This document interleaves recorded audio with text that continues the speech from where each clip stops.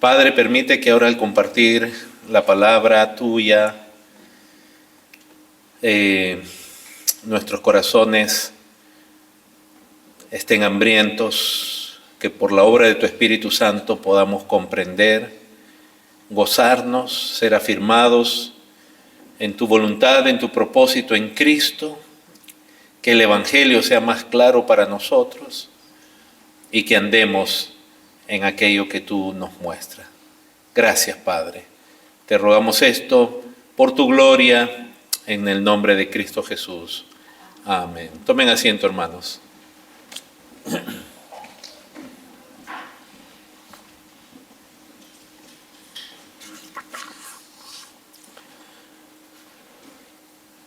Hermanos, al compartir el tema del reino de Dios, me enfrento a dos paradigmas que existen hoy día. Paradigma significa, digamos, la creencia, una noción generalizada que hay dentro del cristianismo, que uno de ellos es sumamente equivocado, sumamente herético en cierta medida. Y es que cuando hablamos del reino de Dios, primeramente tenemos que dejar por sentado que Dios es soberano sobre todo. Sobre todo, siempre. Él es el único que es autoexistente, Él no necesita de nada ni de nadie. El ser de Dios es eterno, Él creó todas las cosas y cuando Él crea todas las cosas no deja nada fuera de su autoridad, lo cual es correcto, es lo mejor que hacer porque Dios es bueno, Dios es amoroso, Dios es compasivo.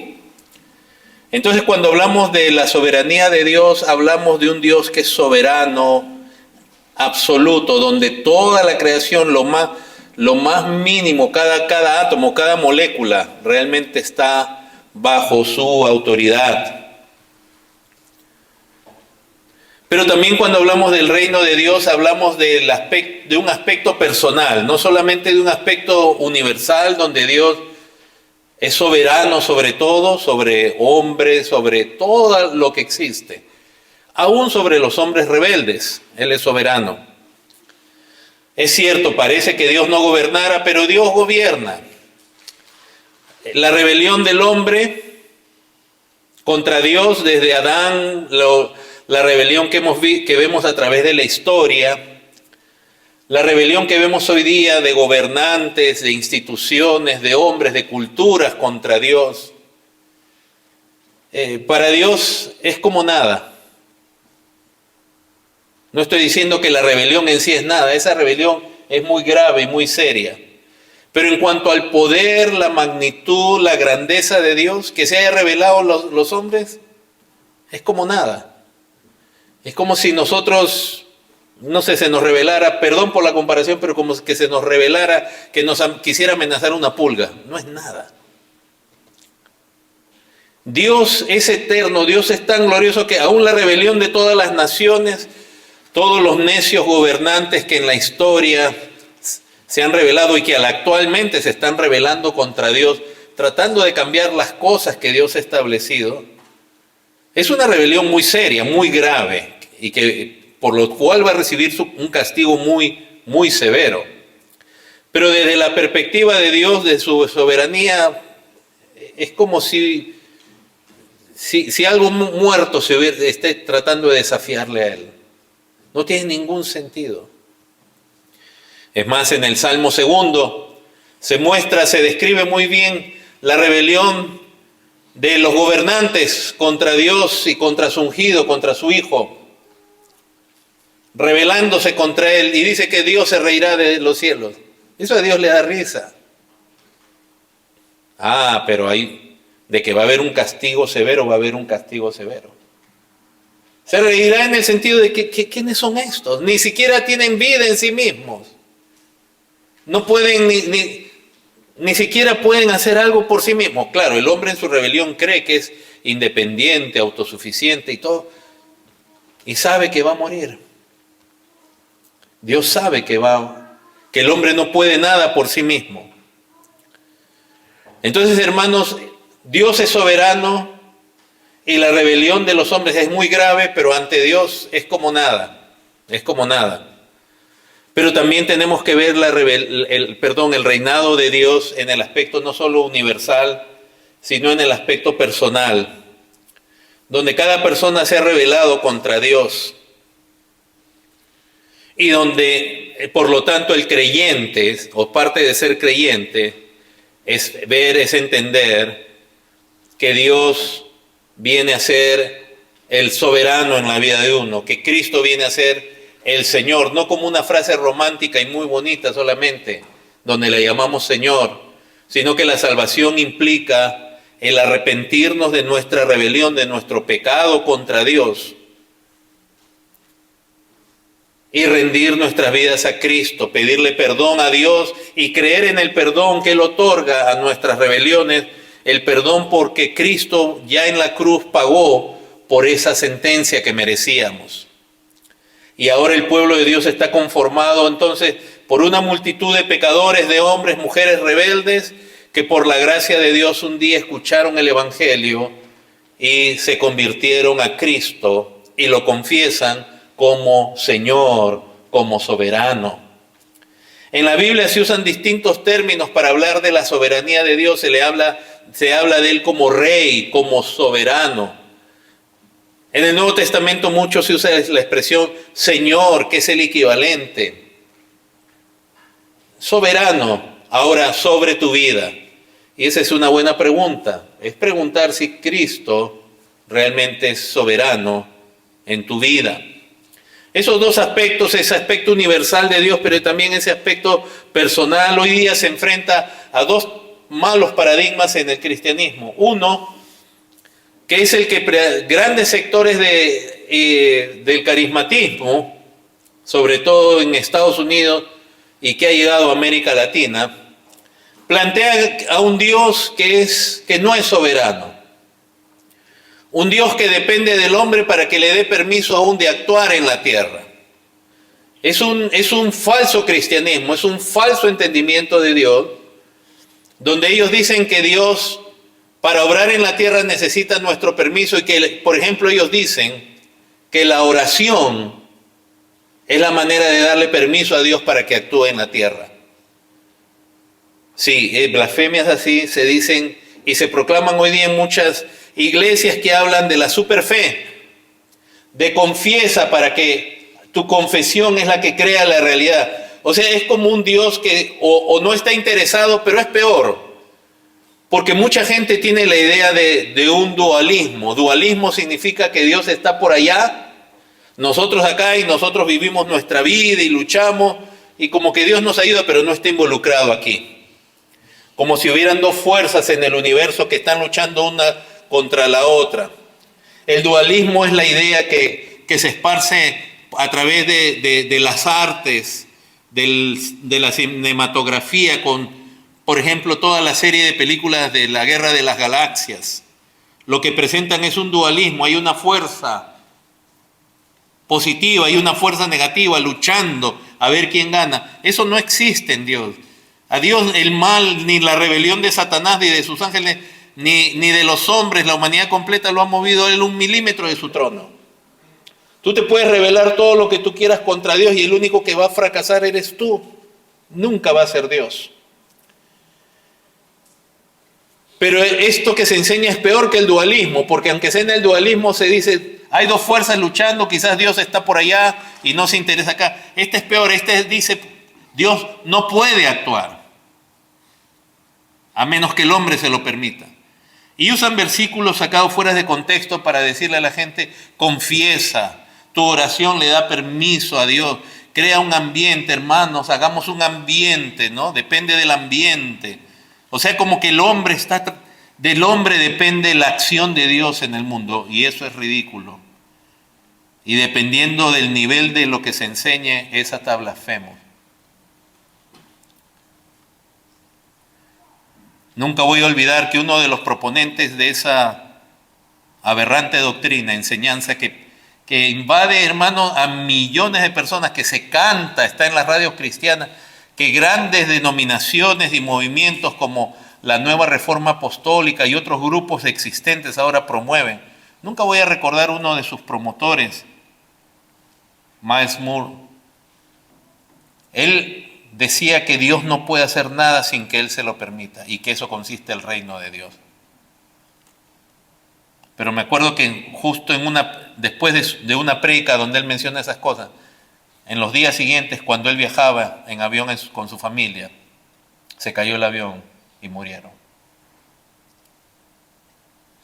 Sí, porque así somos, hermanos, de ridículos los hombres en creer que la soberanía está en nosotros, o que podemos limitar la soberanía de Dios. Ese es uno de los paradigmas.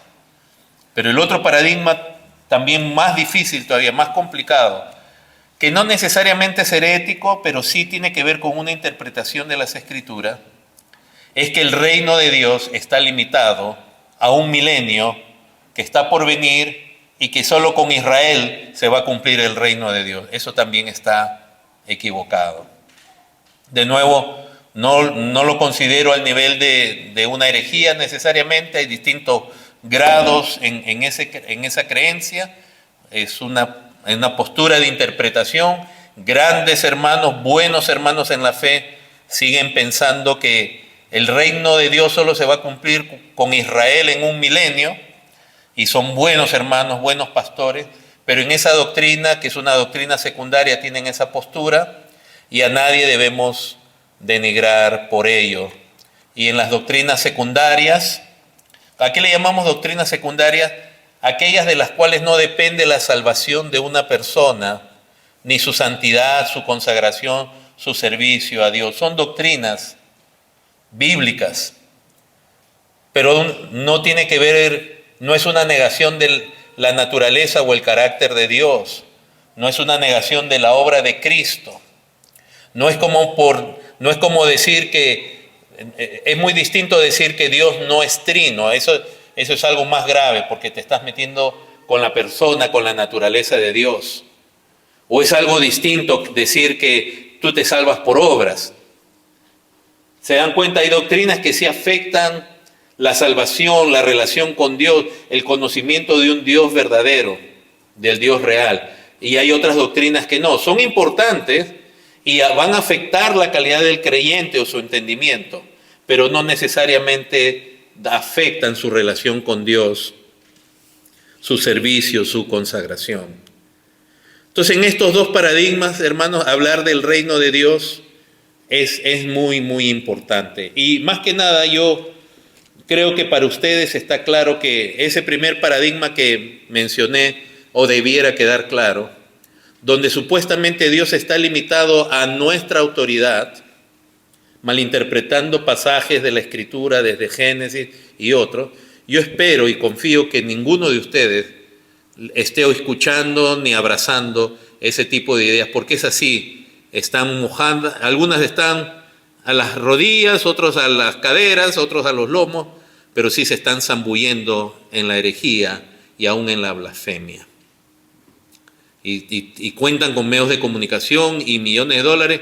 Mucha gente sigue esas ideologías porque te hablan del poder de Dios y te hablan de señales, pero al final es el hombre el que tiene el control. Entonces, no me voy a enfatizar tanto en esa parte, pero sí en el otro aspecto de la idea que hay de que el reino de Dios solo se manifiesta o se va a manifestar en un milenio cuando Israel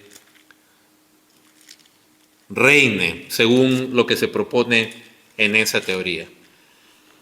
Hoy día comenzamos leyendo Mateo 4:17, donde se da inicio al ministerio del Señor Jesús. La palabra dice que desde entonces comenzó Jesús a predicar y a decir: arrepentíos porque el reino de los cielos se ha acercado. Hermanos, eso fue hace 2000 años. Y tanto él como Juan el Bautista, antes que él, llamaban a la gente a arrepentirse porque el reino se ha acercado. Por tanto, pensar que el reino de Dios solamente es algo futuro, a cumplirse de aquí en un periodo que va a durar 1000 años, no va muy de la mano con lo que la Escritura nos está presentando aquí, donde el mismo Señor está diciendo el reino se ha acercado. Y nosotros debemos ver así el reino de Dios como lo que mismo Señor está diciendo aquí. El reino de Dios se ha acercado. Pero a la vez, el mismo Señor y las Escrituras van a presentar como que el reino ya se ha acercado, ya está aquí, pero a la vez no todavía la plenitud del reino. O sea, como que el reino ya está en medio de nosotros, pero todavía no estamos en la plenitud del reino. Ese dilema del aquí y ahora, no todo se ha manifestado. Ahora, cuando pensamos en Israel, recordemos, y digo recordemos porque en la escuela dominical estamos estudiando esto, en Éxodo capítulo 19,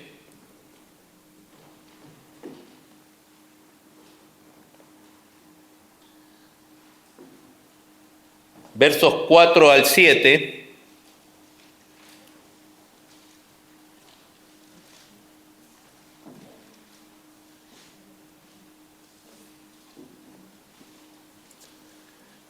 Éxodo 19, versos 4 al 7, dice: vosotros visteis lo que hice a los egipcios,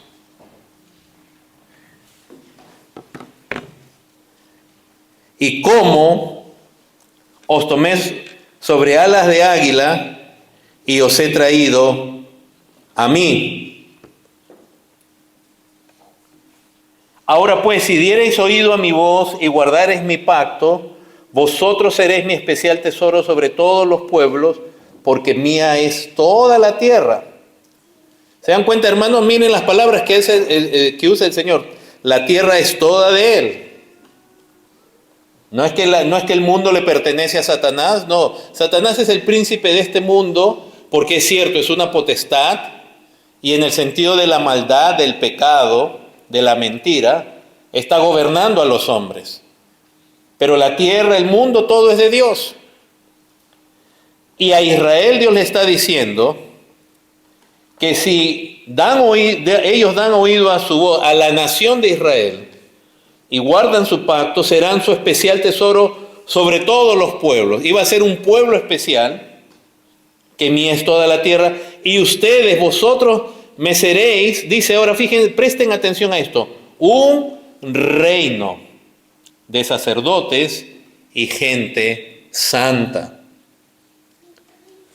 O sea, el llamado de Dios para Israel cuando está estableciendo con ellos su pacto en el monte Sinaí, es que si ellos oyen su voz, su palabra, si atienden a sus mandatos, a la revelación que Dios está haciendo de sí mismo, de su voluntad, de su plan, de sus propósitos, si ellos guardan el pacto que Dios está haciendo con ellos, donde Dios les está imponiendo a ellos condiciones, van a ser un pueblo especial, van a ser un reino de ministros de Dios, de sacerdotes y gente santa. Entonces, cuando Dios les habla a ellos acerca de ser un reino, no se puede pensar de Israel de un reino sin pensar de ellos lo que Dios mismo dice aquí, que tienen que ser santos. En Levítico 11:44 dice: porque yo soy Jehová vuestro Dios, vosotros por tanto os santificaréis y seréis santos, porque yo soy santo. Ese énfasis es el que no se hace en cuanto a Israel hoy en día, sino solamente se hace el énfasis de ellos como nación y como pueblo escogido de Dios, por ser descendientes de Abraham, Isaac y Jacob. Pero mismo Dios está mostrando aquí que el hecho de que sean un reino es que sean un reino de sacerdotes y gente santa. Ese era el propósito de Dios, por eso en Levítico les dice en reiteradas ocasiones: seréis pues santos porque yo soy santo. Levítico 19:2, santos seréis porque santo soy yo. Levítico 27, santificaos pues y sed santos porque yo Jehová soy vuestro Dios. Pero lamentablemente los hijos de Israel de ese tiempo, como hasta el día de hoy, piensan que su elección y el ser considerados ellos reino por parte de Dios consiste solamente en ser descendientes de Abraham, Isaac y Jacob. Pero no, hay una condición. Y la característica de aquellos que son parte del reino es que son gente santa. Ese no es el Israel de hoy. Dios siempre se propuso salvar hombres después de la caída de Adán, y esos hombres que Él salva, que Él aparta para sí, los consagra para sí, viven para Dios, le sirven, todos esos hombres son santos. No son perfectos, pero viven consagrados para Dios, sirven a Dios, conocen a Dios. Podemos decir, hermanos, que entonces la condición, lo que Dios quería hacer con ellos, lo que más resalta no es ser un reino poderoso en sí, sino ser un reino de gente santa. Eso es lo que Dios se propuso hacer. Ahora, Israel falló. Israel, siempre tengan en mente esto, a través de la historia ha tenido hombres santos, consagrados, siervos de Dios ejemplares, Moisés, Aarón, ¿verdad? David, Salomón. ¿A cuántos no se pueden mencionar? Profetas, Isaías, Jeremías. Ninguno de ellos perfecto. Pero gente realmente santificada, apartada para Dios. Gente que conocía a Dios. Pero en muchas ocasiones Israel le dio la espalda a Dios. Y el clímax de esa rebelión contra Dios de parte del mismo Israel se da cuando viene el Señor Jesucristo. Y la nación de Israel, conforme el propio apóstol Juan dice, a lo suyo vino y los suyos no le recibieron.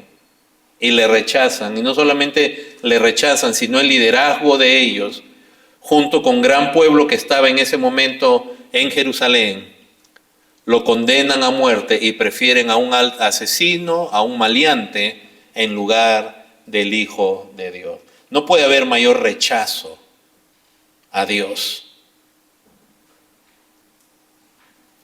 En otras palabras, si tuviéramos que hablar de la restauración de Israel como reino, no podemos dejar de lado la santidad, la santificación.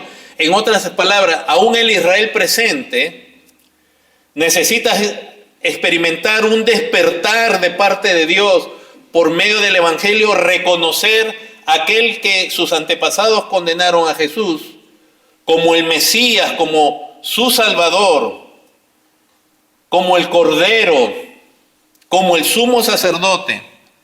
Y entonces, ahora como nación, si se convirtieren a Jehová, si se convirtieren a Cristo, al Mesías, entonces se les pudiera en esa condición considerar como un reino de gente santa, como una nación. Pero no es el caso de Israel. Y en los pasajes que se leyeron en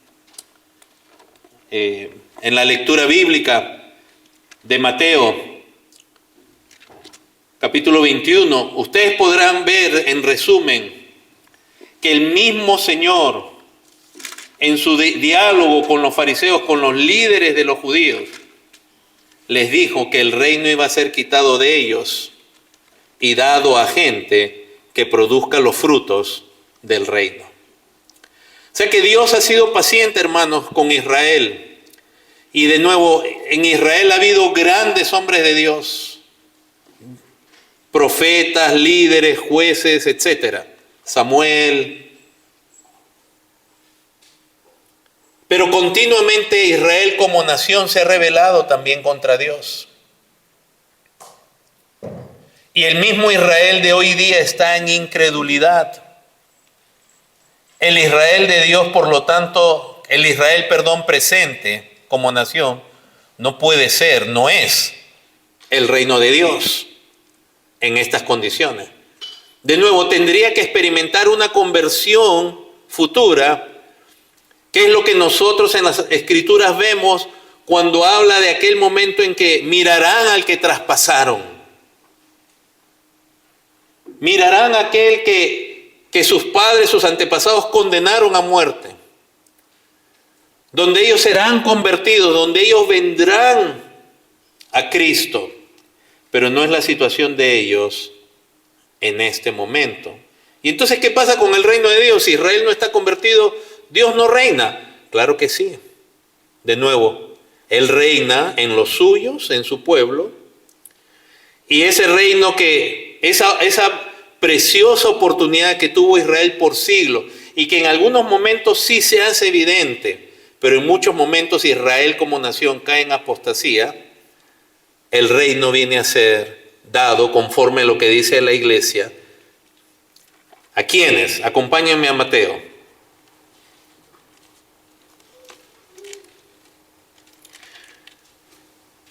Usted sabe muy bien que lo que los evangelios narran es la venida del Señor. Cuando Él nace, vienen unos sabios, unos magos de Oriente buscando al rey de los judíos que ha nacido. En el capítulo 4 tiene usted al Señor hablando de que se arrepientan, predicando que se arrepientan porque el reino de los cielos se ha acercado.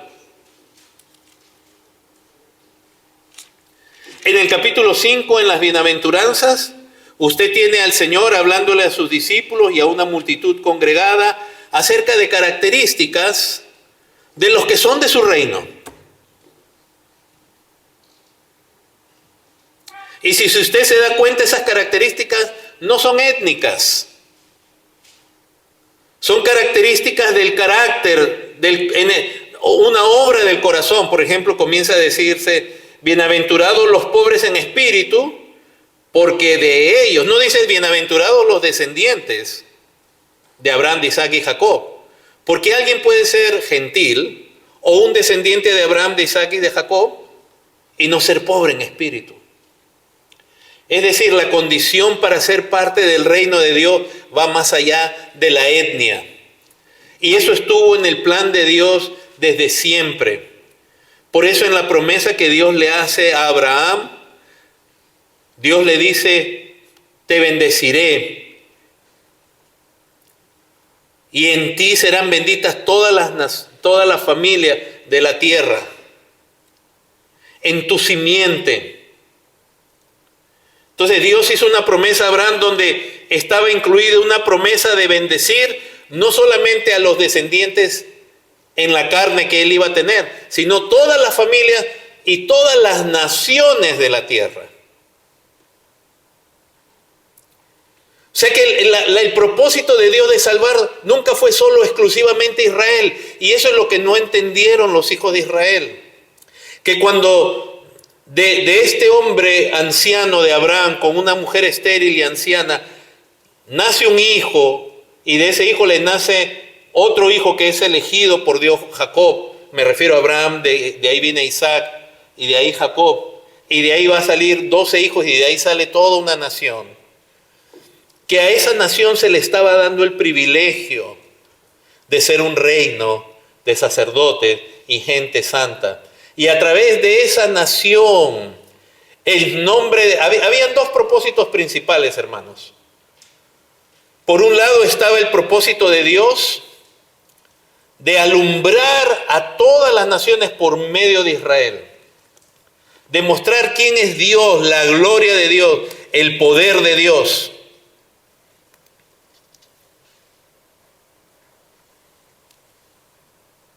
Su grandeza, que la gente cuando mirara a la nación de Israel dijera, ¿qué nación hay como esta nación que tiene un Dios como Jehová? Vamos a decirlo así, Israel tenía un propósito, llamémosle así, evangelístico, de mostrar la gloria de Dios y que la gente viniera a la conversión. Pero Israel también tenía un propósito de castigar. Si no lo ven así, en Deuteronomio 17, vean, lo dice en pocas palabras, en Deuteronomio 17.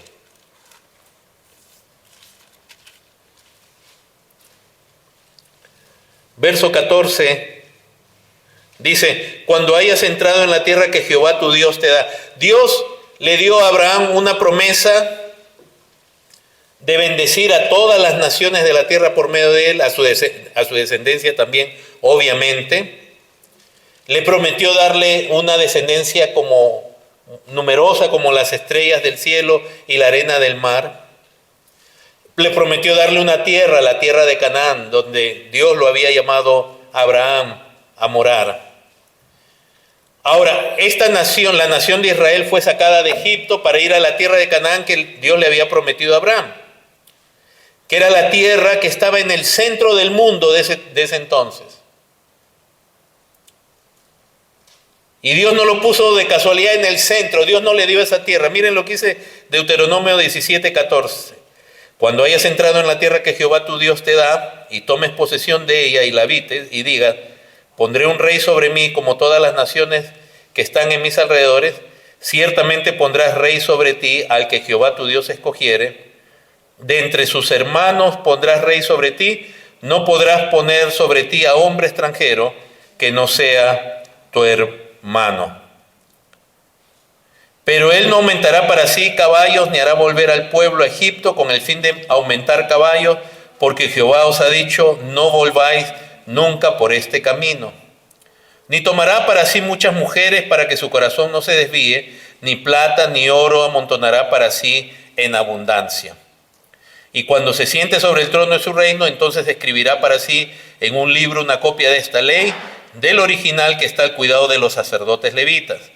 Y lo tendrá consigo y leerá en él todos los días de su vida, para que aprenda a temer a Jehová, para guardar todas las palabras de esta ley y estos estatutos para ponerlos por obra, para que no se eleve su corazón sobre sus hermanos, ni se aparte del mandamiento a diestra ni a siniestra, a fin de que prolongue sus días en su reino, él y sus hijos en medio de Israel. Hermanos, Dios establece a Israel como un reino, pero fíjense que Dios no puso rey sobre ellos. ¿Por qué? Porque Él era el rey sobre Israel. ¿Y cómo reina Dios en las personas? Cuando las personas se han convertido a Él, cuando las personas se han consagrado a Él, cuando las personas viven una vida en santificación a Dios. Nosotros podemos cantar muchas canciones bonitas acerca de que Dios reina en mí, etc. Pero la realidad del reinado, de la soberanía de Dios, tiene que ver con personas que primeramente se arrepintieron de sus pecados, de su rebelión contra Dios, y han visto a Dios, en Dios un soberano al cual deben de rendirse, y que aplicándola a nosotros ya en los términos de la iglesia, que han creído en Cristo, en el perdón que se les concede en Cristo, y han venido ahora a ser siervos de Dios. Sin embargo, Dios sabía que ellos iban a pedir un rey un día, lo cual se cumple en los días de Samuel. El pueblo le dice a Dios. Pero fíjense las condiciones del rey y del reino. O sea, no es que ustedes van a hacer un reino porque sí, y se acabó, y es una firma incondicional. Aún el rey que ellos iban a escoger tenía que tener cuidado con su vida. No irse por las riquezas, no irse por aquello que le daba sentido de fortaleza y de poder, los caballos, ni tomar muchas mujeres, porque iban a corromper su corazón. Al contrario, tenía que hacerse él mismo una copia de las Sagradas Escrituras, del original que guardaban los sacerdotes, y velar por ello. ¿Se dan cuenta que el reino nunca fue algo incondicional, sino que el objetivo del reino era tener un reino aquí en la tierra de gente santa? Y es por eso que, por ejemplo, a Josué no fue rey de Israel. Moisés fue el primer líder, de ahí su sucesor fue Josué. Josué no era un rey. Y apenas Moisés muere, Dios le habla a Josué y le dice: mi siervo Moisés ha muerto, levántate y pasa este Jordán tú y todo el pueblo de Israel. Y le comienza a decir: esfuérzate y sé valiente. ¿Para qué? ¿Para pelear? Sí, para eso tiene. Pero sobre todo le dice: para que hagas conforme a todo lo que está escrito en la ley. En ese libro vas a meditar tú de día y de noche. Porque cuando hagas esto, todo te saldrá bien. Y hermanos, piénsalo ahora la aplicación para ti, porque me voy a tener que adelantar, pero para que tú entiendas la aplicación. Tú y yo y todos decimos somos pueblo de Dios, pero la condición, el propósito es ser un pueblo santo a Dios. Es un pueblo que le conoce, no es perfecto, pero un pueblo santo es un pueblo que le conoce, le sirve, se consagra a Dios, no practica el pecado. Eso es ser un pueblo santo. En el Nuevo Testamento es a la iglesia que se le llama el pueblo santo.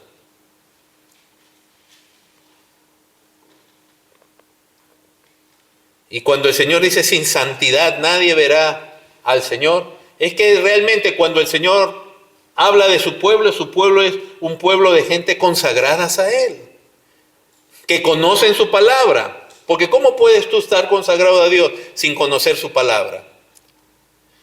Claro, eso es muy conveniente si tú quieres amar a Dios en tus términos. Y por eso algunos ni siquiera quieren leer la Biblia, ni escucharla, ni aprenderla. Porque así ellos sienten que están amando a Dios, pero lo están amando a Dios en sus términos. No, hermano, el Señor sabe quiénes son suyos.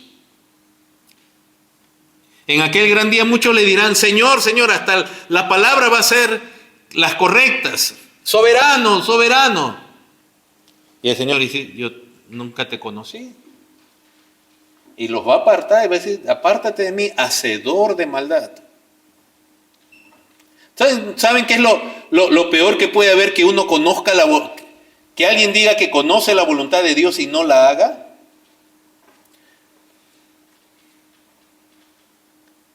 Pero yo sé que estas palabras mías suenan a legalismo hoy día en una iglesia que está acostumbrada, sobre todo comenzando por los pastores para que no se le vaya a la gente, a permitir pecado en las iglesias. Y cuando alguien de entre las iglesias se rebela contra Dios, me parece un horror. Yo no sé cómo expresar mi desagrado, cómo la gente se pone del lado del que ofende a Dios. Yo no entiendo eso. O sea, Dios dice algo claro y una persona hace lo opuesto y la gente...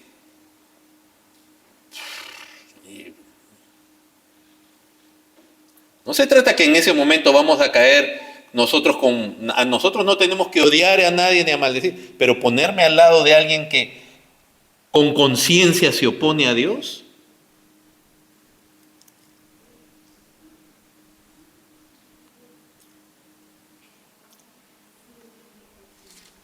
Entonces, hermanos, para un rey de Israel tenía que haber eso. Fíjense que esto es tan así que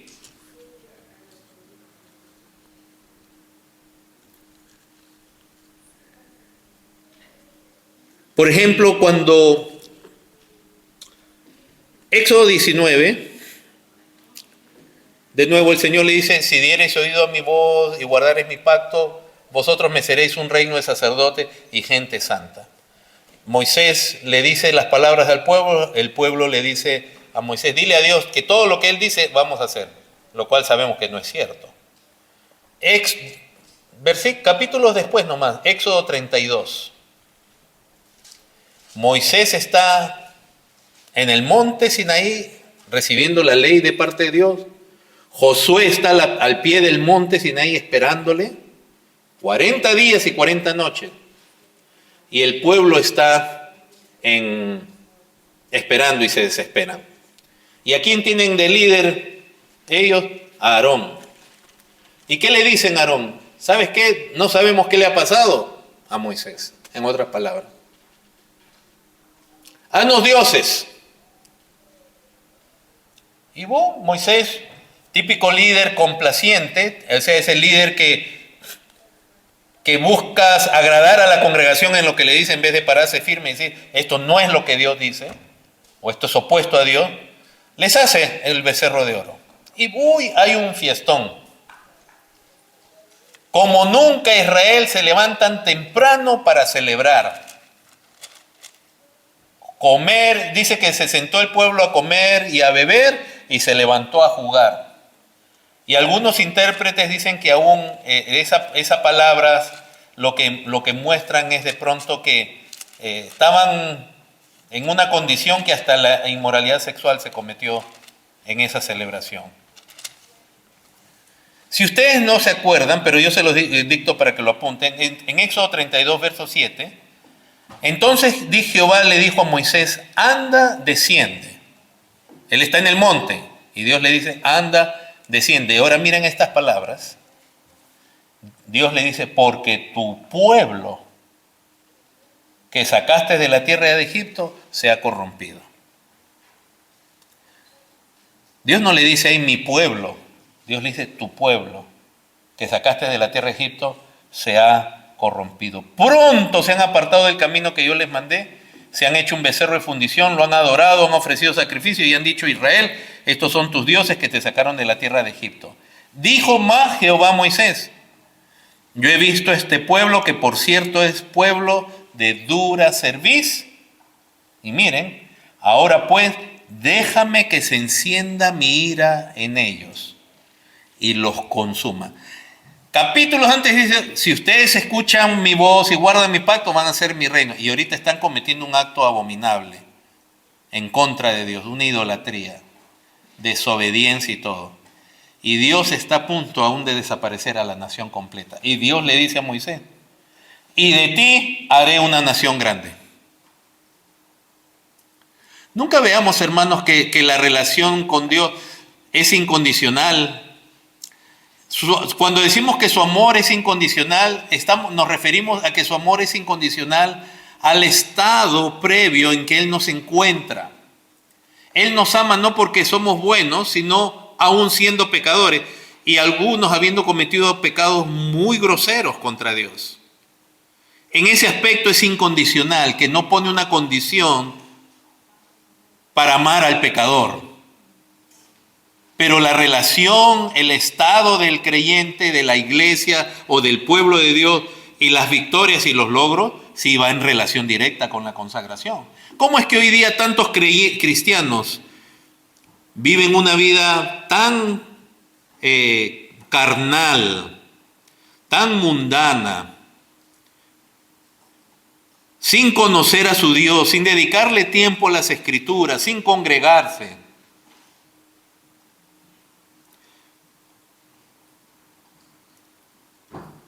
Y quieren y los domingos están cantando que son el pueblo especial de Dios. ¿Cómo funciona eso? Por lo menos diríamos es un desperdicio, y no quiero anular la fidelidad de Dios, pero es un desperdicio que Dios te haya concedido tal gracia en Cristo y la gente no lo use. Mientras, así como pasó con Moisés, Moisés un hombre de Dios, y cuando Moisés viene, hace disciplina en el pueblo. Él primero intercede por el pueblo y dice Dios, apela al nombre de Dios, dice Dios, no hagas esto. Dios lo está probando ahí a Moisés. No hagas esto porque las naciones van a decir, no pudiste meterlos y por eso los eliminaste. Y como Dios hace todo para su gloria, y Moisés entiende que todo, aún la salvación es para gloria de Dios, Él los perdona para que se manifieste la gloria de su misericordia con gente que en ese momento merecía ser consumida.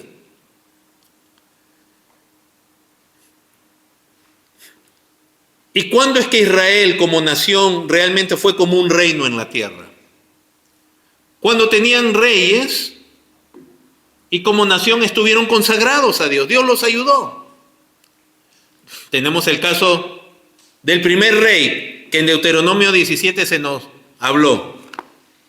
Ya Dios sabía, Dios no estableció rey, pero el pueblo pide rey. Y en Primera de Samuel se nos narra el establecimiento de Saúl. Cuando el pueblo le pide rey a Samuel, Samuel va a Dios. A Samuel le desagradó ese pedido. Como que no hay rey entre vosotros. Y sí, en cierta manera no hay rey porque Dios no gobernaba en medio de ellos. Es más, esa es una frase muy típica en el libro de los jueces. En aquellos días no había rey en Israel, cada uno hacía lo que bien le parecía. Es casi como ahora también, ¿no? ¿Y qué pasó? Piden a Saúl y Dios les da a Saúl. O sea, piden un rey, perdón, y Dios les da a Saúl.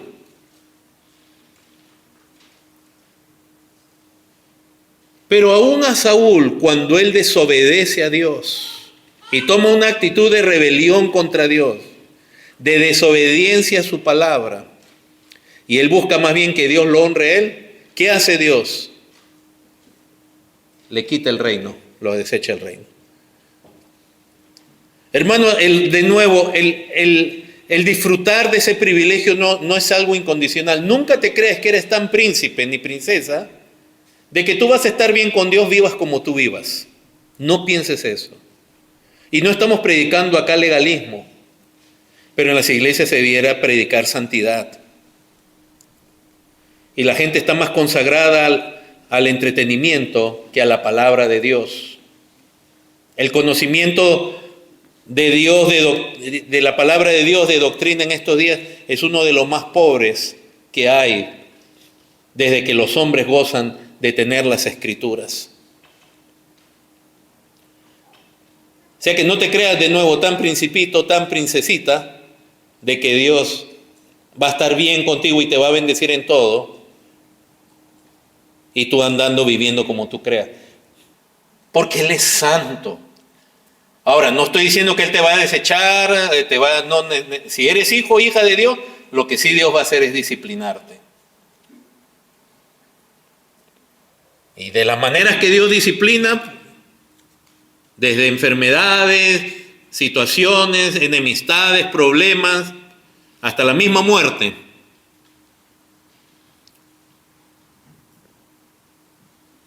Nuestro Dios es fuego consumidor.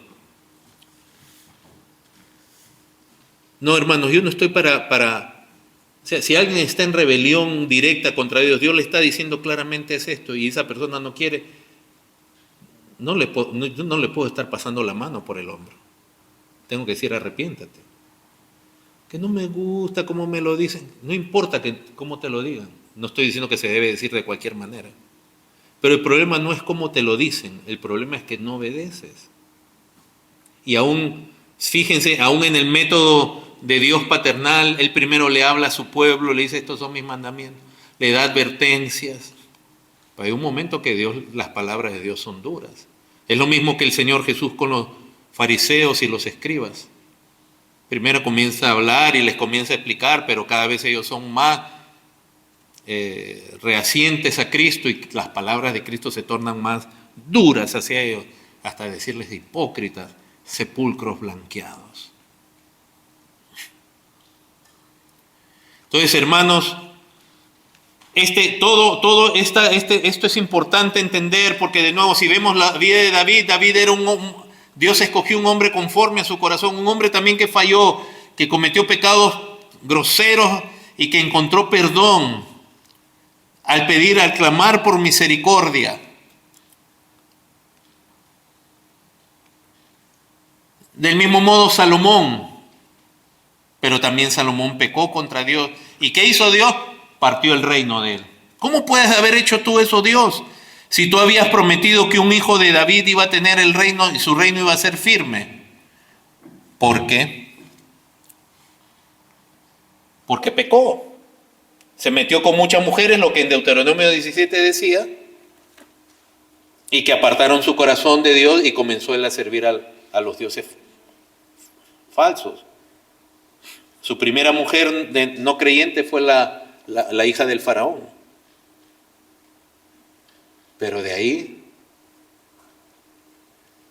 Entonces, hermanos, el reino, si tú lo quieres hablar de Israel así incondicionalmente, tú tienes que ver el contexto de las Escrituras. En los reyes siguientes, hubieron reyes piadosos. Israel se divide después de Salomón en dos reinos, el reino del norte llamado Israel y el reino del sur llamado Judá. En el reino del norte, hermanos, hubieron 19 reyes. Ninguno de ellos fue piadoso. Y después de Dios enviarles profetas por décadas, por muchísimo tiempo, no por un año o dos, estamos hablando de un periodo de tiempo larguísimo. Ellos no hicieron caso a los profetas, Dios los entregó en manos de los asirios. ¿No es que eran su reino? Se dan cuenta que hablamos a veces del rey y de su reino de manera muy superficial, creyendo que el reino es algo inherente a nosotros. Y no vemos el privilegio de ser parte de su reino. En el reino del sur hubieron 19 reyes, 20, de los cuales solo 8 fueron piadosos. Y usted puede ver que en el reino de esos reyes piadosos enfrentaron también amenazas de guerra. Y Dios los ayudaba.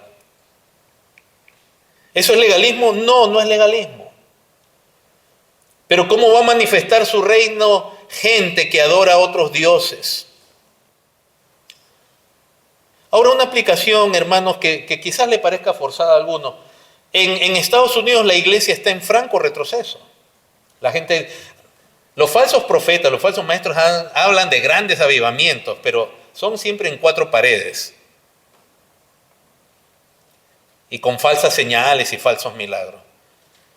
Pero la gente no abre los ojos que el cristianismo está en retroceso en Estados Unidos, como lo estuvo en Europa, y en Europa ahora es un rinconcito, habiendo sido ello cuna del movimiento de la Reforma, por ejemplo. Países que fueron cuna de la Reforma, donde Dios hizo un despertar espiritual tan poderoso, ahora el cristianismo es algo anecdótico. Es más, a veces para los europeos es parte de su mal pasado. Y las iglesias son pocas, pero Dios siempre tiene iglesias. Y también tiene buenas iglesias, aunque sean pocas. Y aquí en Estados Unidos la iglesia está en franco, todos los blasfemos, los apóstatas, porque hay gente en el poder, aún en el gobierno ahorita mismo, que dice que son cristianos, pero ustedes ven que cometen actos de apostasía en contra de Dios. El cristianismo ahora es mal visto. En 20 años nomás ha cambiado la perspectiva de esta nación. Y los cristianos nos golpeamos el pecho aquí en Estados Unidos y decimos, no, pero Dios nos tiene que ayudar, y salen falsos profetas y gente creyendo que un presidente así nos va a traer al buen camino. No, si la iglesia no se arrepiente, Dios va a entregar a la iglesia también. No que no va a tener el salvo, no que no va a tener un remanente. Pero todo ese cuerpo que proclama ahora ser el pueblo de Dios y la presencia del reino de Dios en la tierra, si ellos no viven a la altura de Dios, o mejor dicho, como es digno del llamado al que han sido llamados. Nadie está hablando aquí de legalismo, ni de perfección. Así le pasaba a Israel en el libro de los Jueces, cuando ellos dejaban a Jehová y se iban en pos de dioses falsos. ¿Qué hacía Dios? Levantaba enemigos. Y esos enemigos. ¿Y qué hacían esos enemigos con ellos? Les afectaban en la falta de libertad, les quitaban sus bienes, etcétera, etcétera. Y cuando les dolía, ahí clamaban a Jehová y Jehová los liberaba. Porque al menos en su clamor se consagraban a Dios, y Dios, que es misericordioso, los atendía y les daba un juez que los liberaba. Entonces, hermanos, es importante entender, pero en Mateo 5 decimos, se está dando características de los que son parte de este reino. Los pobres en espíritu, ¿no dicen los hijos de Israel? ¿Eres tú uno de esos pobres en espíritu? Y todos los demás que sigue ahí. Pero en el verso 10 dice, bienaventurados los que padecen persecución por causa de la justicia, porque de ellos es el reino de los cielos. Y mire que no dice de ellos será, dice de ellos es. Y algo que es muy importante, porque en este debate del reino se hace mucha distinción, que se hace del reino de Cristo, del reino de Dios, del reino de los cielos. Fíjense que el propio Señor está diciendo que estos son parte, de estos son el reino de los cielos. ¿Ve? Ahí el Señor está hablando del carácter del que es su pueblo. Luego va a entrar al tema de la ley. Cómo realmente entender la ley, cómo relacionarnos con la ley, etcétera, etcétera. Pero al final del Sermón del Monte habla de la obediencia. Habla del que construye su casa sobre la roca o el que la construye sobre la arena. O sea que es el énfasis en la obediencia, porque justo antes les estaba hablando de una puerta ancha, una puerta angosta, y gente que le va a decir Señor, Señor, pero no hacen lo que Él dice. Y entonces en Mateo, hermanos, seguimos viendo, por ejemplo, en el capítulo 13,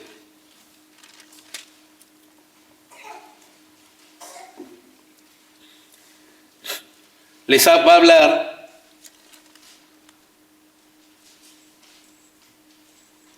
en parábolas. Y la primera parábola es la del sembrador. No vamos a leer todo el pasaje, ustedes saben, hay 4 tipos de tierra, donde cae la semilla junto al camino, otra en pedregales, otra entre espinos, y una parte cae en buena tierra. Entonces los discípulos no entienden, y en el verso 11 el Señor les dice, Él les respondió, porque a vosotros os he dado saber los misterios del reino de los cielos, mas a ellos no les es dado.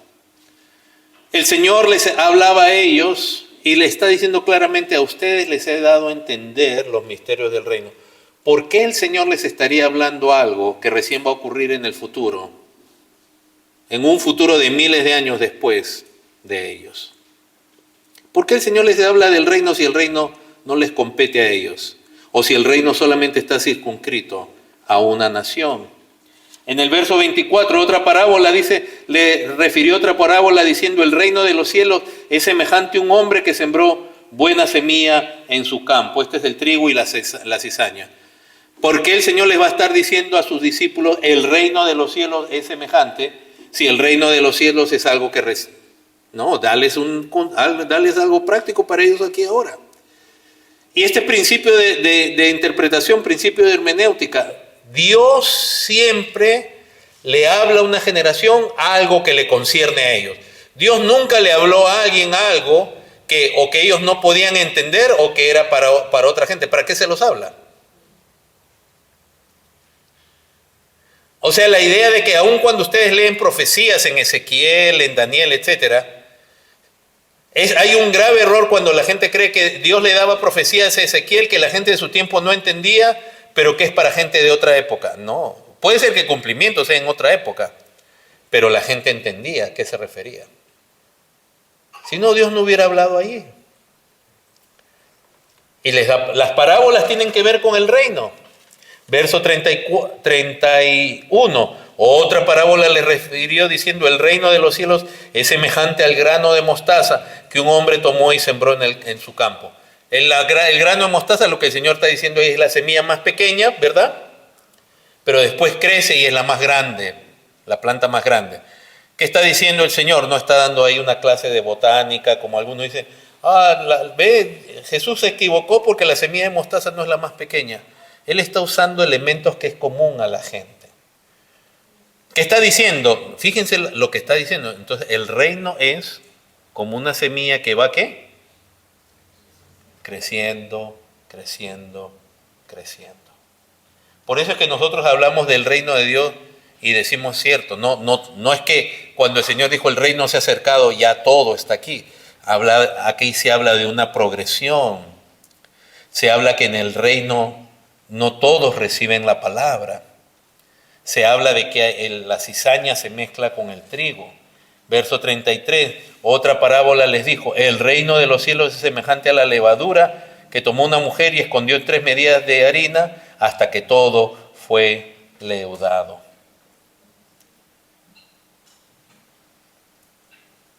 Luego les explica la parábola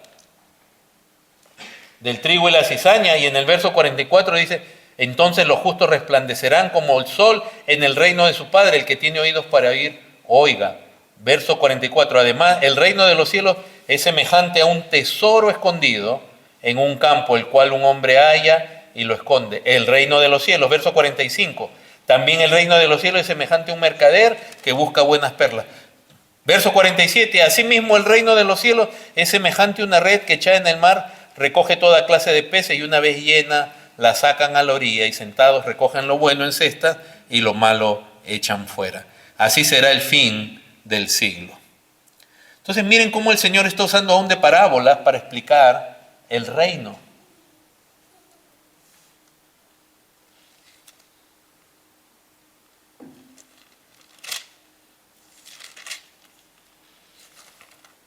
Cuando el Señor Jesús fue interrogado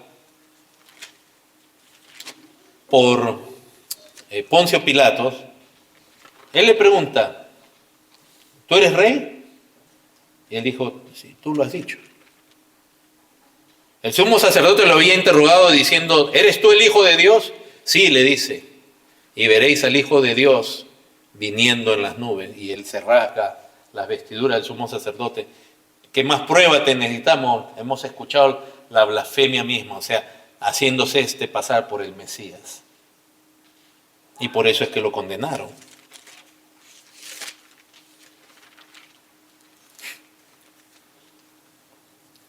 Y cuando el Señor resucita, como ya hemos estudiado en otros domingos, por eso no vamos a ir al pasaje en esta ocasión, Él que se humilló en forma de hombre, siendo el Rey de Gloria, que vino a este mundo y fue obediente hasta la muerte y muerte de cruz, fue exaltado hasta lo sumo y se le dio un nombre que es sobre todo nombre, para que en el nombre de Cristo Jesús se doble toda rodilla de los que hay en el cielo, en la tierra y debajo de ella, y toda lengua confiese que Jesús es el Señor. Hermanos, no estén esperando el reino en un futuro. Ya somos parte del reino. Cuando el Señor Jesús resucitó, se pasó 40 días hablando con sus discípulos en Hechos capítulo 1 acerca del reino de Dios.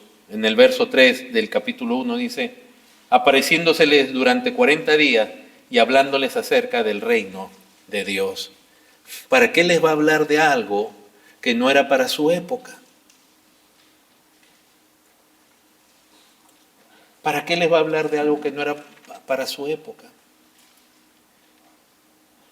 Tendrá que ser otra prédica, hermanos, donde veremos la escatología del reino de Dios. Pero lo que hoy día estamos viendo es que en cuanto a la naturaleza del reino, es un reino de gente santa. Y que el reino en relación a Israel nunca fue algo incondicional. Justamente se les dio el privilegio de ser ellos una nación santa. Y ahora el Señor con sus discípulos los está llamando a ser santos. Los está haciendo parte del reino, les está explicando les está explicando cómo funciona este reino. Es como una semilla, va a ir creciendo. Es pequeñito al comienzo. Hay toda clase de peces, al final se van a separar. Hay trigo y cizaña, al final se va a separar.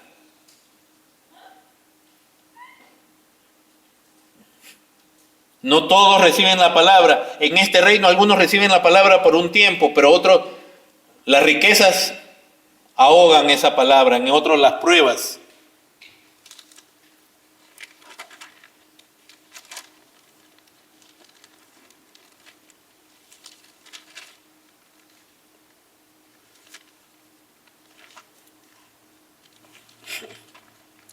Y yo sé que algunos que quizás ve esta predica va a querer tratar de entender si la postura es amilenialista, postmilenialista, si es milenialista, etcétera, en cuanto al reino. Es lo que la palabra dice. El Señor diciendo: el reino se ha acercado, y diciéndole a sus discípulos: bienaventurados los pobres en espíritu, de ellos es el reino de Dios. Él no está hablando de gente de aquí a un milenio que está en un futuro. Les está hablando a ellos. Aquellos con los cuales Él va a establecer su iglesia, su grupo de creyentes.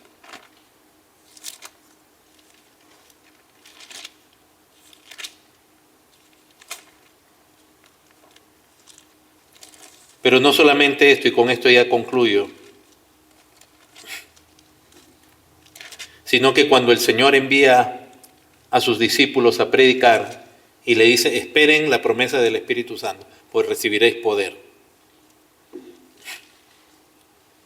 Y ellos comienzan a predicar. En la primera prédica, Pedro le dice a los judíos, arrepiéntense y bautícense en el nombre de Jesucristo. O sea, crean en Cristo. Van a recibir perdón de pecado. ¿Se acuerdan que comenzamos diciendo, todo hombre se rebeló contra Dios? Aunque sea judío o no judío, todos han pecado, dice Pablo en Romanos, y están destituidos de la gloria de Dios. Ahora está diciendo, arrepiéntanse. Crean en Jesucristo, recibiréis perdón de pecado. Y comienzan a predicar. Comienzan a predicar a Jesucristo como Señor, aquel que habían condenado. En el capítulo 8 de Hechos, un pasaje clave, cuando Esteban está predicando en Samaria, se dice claramente en el verso 12, pero cuando creyeron a Felipe, que anunciaba el evangelio del reino de Dios y el nombre de Jesucristo. ¿Qué predicaba Esteban? Se convirtió tanta gente. Predicaba el evangelio del reino. ¿Por qué va a predicar algo? ¿Por qué no solamente dice del evangelio? ¿Por qué va a predicar algo? ¿Por qué va a hablar del reino si el reino no les toca a ellos? Las buenas nuevas tienen que ver con que el Rey ha venido. El Rey ya dio su vida por nosotros y ha resucitado con poder y ha sido glorificado. Y ahora nosotros somos su pueblo. Ahora fíjese que usted no puede separar el reino de Dios y del nombre del Señor Jesucristo. Nunca hable del reino de Dios separado de Jesucristo, porque Él es el Rey, el soberano. Él es aquel que ha sido puesto por cabeza de la iglesia. Ese es el evangelio que predicaban. Un evangelio que llama la paz a los hombres con Dios por medio del arrepentimiento. Que ha estado el hombre en rebelión, pero que Cristo ya pagó por su deuda. Donde la persona tiene que arrepentirse.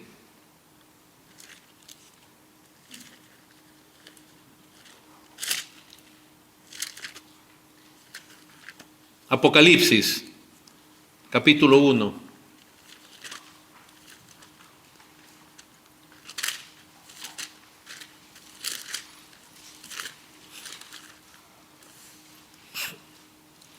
Verso 9. Yo, Juan, vuestro hermano, y copartícipo vuestro en la tribulación. En él, ¿cómo? Si el reino recién es algo futuro y solo con Israel. No, hermanos. Él ya les está diciendo, yo soy copartícipe con usted. Con ustedes estoy sufriendo la tribulación. ¿Y qué más? Soy partícipe del reino y de la paciencia de Jesucristo. Hermanos, somos parte del reino de Dios. Somos parte del reino de Cristo. Cristo reina. Éramos rebeldes antes, pero hemos sido perdonados de nuestra rebelión contra Dios. Cristo mismo pagó con su vida para que fueran perdonados nuestros pecados y así nuestro arrepentimiento reciba perdón. Porque si no, no hay nada que hubiéramos podido hecho para pagar por esos pecados. Él es nuestro Señor. Él es nuestra cabeza. Ya somos parte del reino de Dios. El Señor Jesús no le predicaba a sus discípulos cosas que recién van a pasar en un futuro y solo con Israel. No. Ya les hablaba del reino a ellos. Justamente al resucitar, su cuidado mayor antes de partir a la diestra del Padre fue hablarle 40 días acerca del reino de Dios. Pero ellos todavía, los discípulos, lo seguían viendo en relación a Israel. Esteban, claramente lo hemos visto, predicaba el reino de Dios. En las epístolas paulinas, Pablo habla continuamente de ser santos y presentando a Cristo como Señor. En Romanos dice que si confesares que Jesús es el Kyrios, es el Señor, el soberano. El llamado de Dios a nosotros y a los hombres es arrepentirnos, a volvernos a Dios. Si confiesas a Jesús como Señor y crees en tu corazón que Dios le resucitó, es decir, que el plan redentor realmente es real y se cumple en Cristo, serás salvo. Y si no, serás condenado. Y la palabra sobre todo nos enseña que nadie puede llamar a Jesús Señor, sino solo por el Espíritu Santo. Si tú reconoces a Cristo como Señor, es porque el Espíritu de Dios ha obrado en ti para romper tu corazón rebelde y duro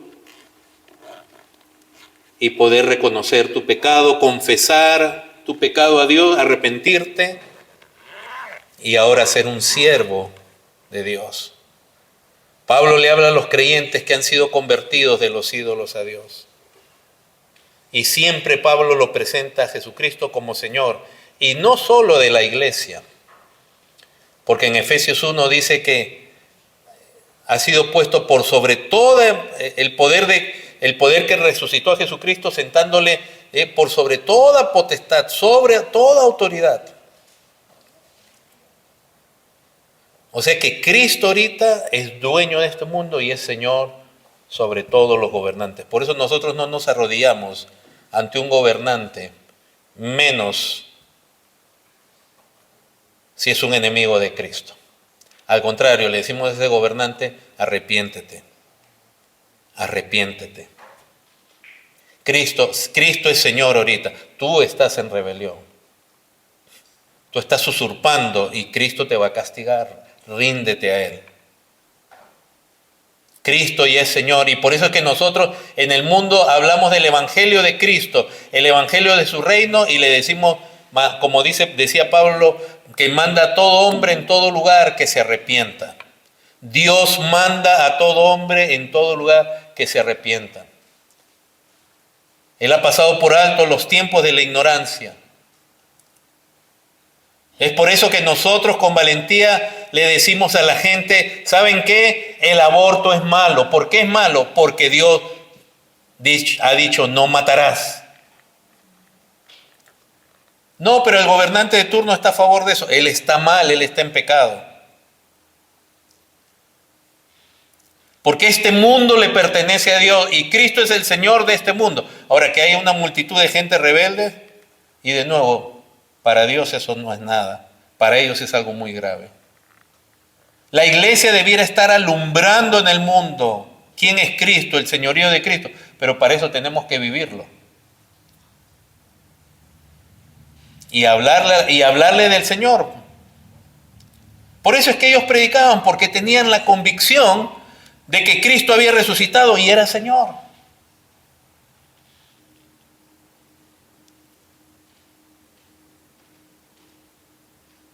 ¿Cómo se puede usted callar y no hablar, no ser un embajador de Cristo?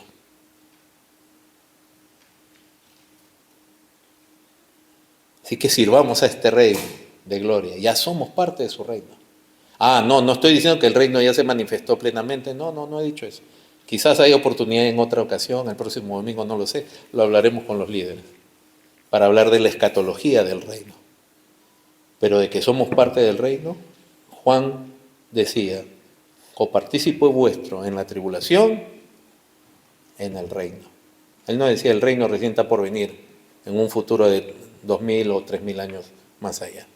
Les invito a ponerse en pie.